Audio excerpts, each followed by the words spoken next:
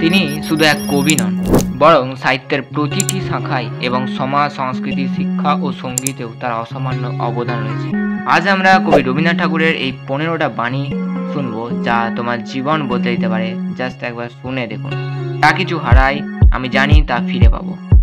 ভালোবাসা দিতে শেখো, পাওয়ার আশা না করে। সত্যকে ভালোবাসো, কারণ সে কঠিন। মুক্তি কোথায়? নিজেকে অতিক্রম করাতেই মুক্তি। সবচেয়ে বড় শিক্ষা হলো কষ্ট ছাড়া কিছু শেখা যায় না।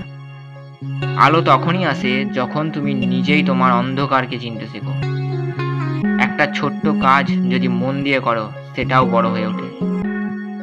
তুমি যদি দুঃখকে ভালোবাসতে শেখো, সে তোমাকে কিছু না কিছু শিখিয়ে যাবে। বিশ্বাস সেই আলো যা অন্ধকার রাতেও পথ দেখায়। সৃষ্টির আনন্দই জীবনের মূল লক্ষ্য।